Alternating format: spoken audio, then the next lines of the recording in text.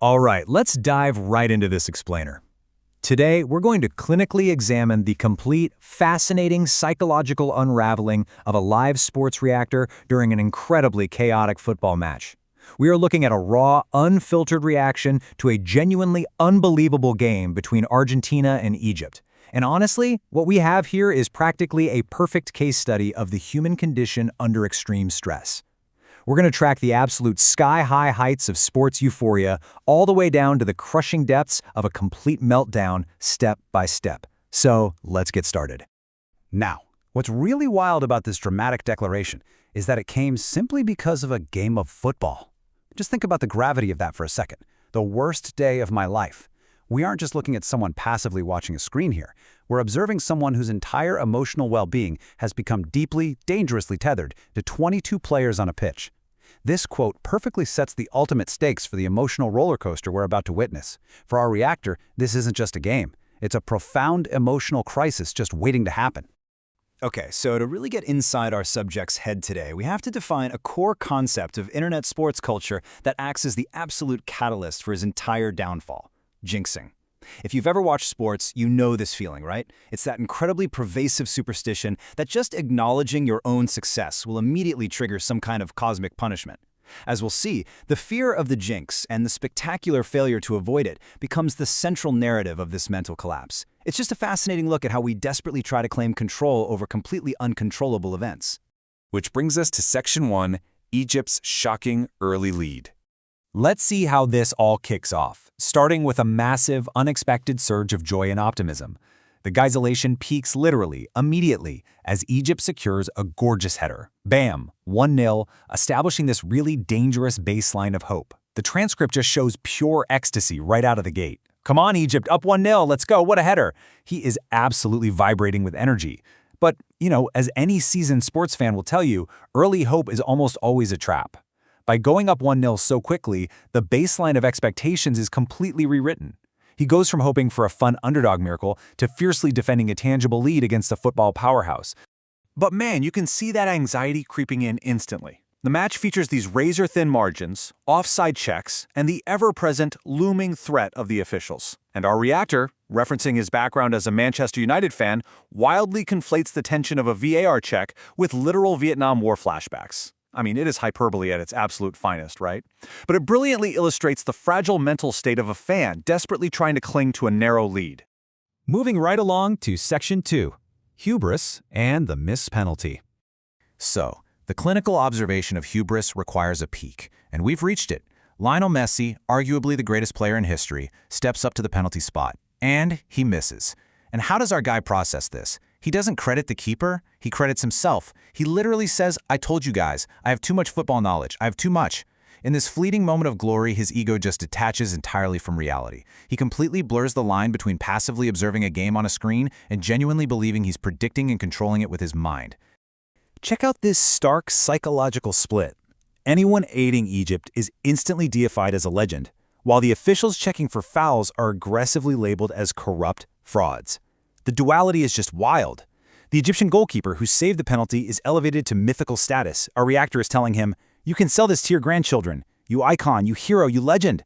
But literally moments later, when the refs are checking for a foul that might hurt Egypt, the narrative viciously flips. Suddenly they're rats, you rat officials, corrupt frauds. His worldview is shrunk down to absolute black and white. You are either a divine savior or a corrupt enemy, with zero in between. And despite all that paranoia about the refs, Hassan bags his second goal, 2-0. Our reactor is screaming, "Football doesn't lie. Ball don't lie. Hold that, you corrupt frauds." This completely cements his absolute certainty in an Egyptian victory. He starts calling them the dark horses of the tournament. The confidence is absolute. The hubris is totally maxed out. But structurally, this creates the highest possible cliff for him to eventually fall from. Let's transition into Section 3. Argentina begins the comeback. This timeline perfectly maps the agonizingly brief window between getting way too cocky and the universe instantly punishing you. It brilliantly illustrates the mechanics of the jinx we talked about earlier. In the source material, he literally says out loud to his chat, "We're jinxing it, guys. Nobody say anything else." So he knows the rules, but he just can't help himself. He boldly declares Egypt is going through, let's be honest here. And the cosmos responds with brutal efficiency. Within 3 seconds, the realization hits. As soon as I say that, they score. Christian Romero heads the ball in. It is a masterclass in comedic timing, delivered entirely by the universe.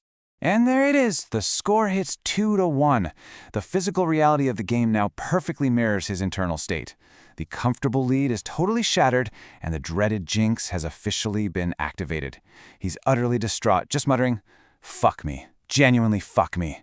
He realizes that by breaking the cardinal rule of sports fandom, declaring victory early, he personally invited disaster. The panic is just palpable as Argentina begins to smell blood in the water. Which drops us into Section 4, the final defensive implosion. At this point, he shifts from blaming supernatural jinxes to aggressively attacking the tactical failures of his own team, and honestly, he hits the nail on the head. He correctly diagnoses the structural collapse of the Egyptian defense, noting how a previously compact team is now just completely disintegrating in the dying minutes. Interestingly, right in the middle of all this emotional chaos, he has a moment of pure tactical lucidity. He remembers his own prediction from earlier, saying, "Egypt, they always struggle in the dying minutes. I knew it." He sees the defensive lines fracturing under that relentless, suffocating pressure from Argentina. And then the dam completely breaks. The inevitable equalizer arrives via Messi. 2-2. The 2-goal advantage that felt like an insurmountable mountain of glory just minutes prior is totally erased, plunging our observer into an absolute state of despair. He's literally paralyzed, just repeating, "No, no, no, no." This quote is absolute gold. What's really interesting here is the pure cognitive dissonance. He's trapped between this visceral, repetitive hatred for Messi and just a helpless awe of his undeniable talent. I mean, the repetition of "I hate him" 5 times in a row shows the mind genuinely breaking down under the weight of sports-induced stress. Yet in the exact same breath, he can't help but acknowledge the sheer brilliance of the guy ruining his day. He's so good, he's insane, man.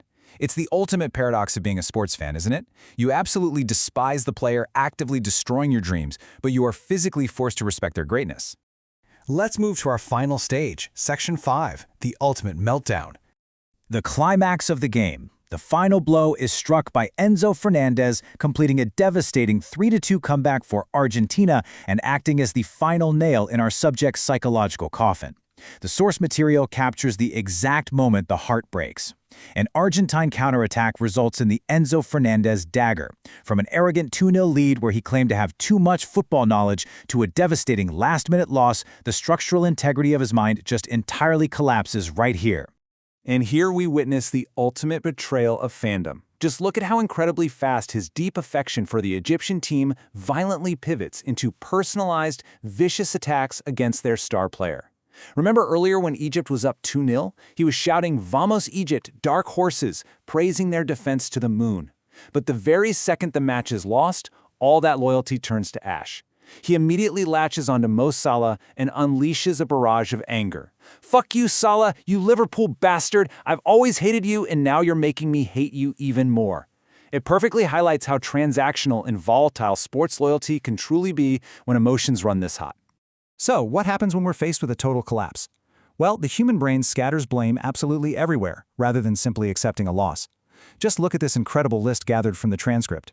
To cope with the pain of blowing a 2-0 lead, he blames Mo Salah. He blames the rat officials. He even claims Argentina won by the scruff of FIFA president Gianni Infantino.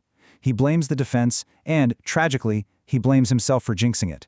It is a stunning psychological defense mechanism. The mind will construct a massive conspiracy involving refs, global executives, and magical jinxes, all to avoid one simple, painful truth: the other team just played better in the end. To wrap up this explainer, I want to leave you with this final thought. What is it about the human condition that makes us crave a roller coaster ride that we know might end in a spectacular, miserable crash? I mean, we just watched a person go from the absolute euphoria of claiming supreme football knowledge to declaring the match the worst day of my life, all in the span of 90 minutes. And the wildest part of the whole shebang? He and millions of others will happily sit down to do it all over again next weekend. The high of that 2-0 lead is a drug so powerful that we willingly risk the agony of the 3-2 comeback. Thanks for walking through this fascinating psychological breakdown with me. Until next time, stay curious and maybe, just maybe, try not to jinx your team.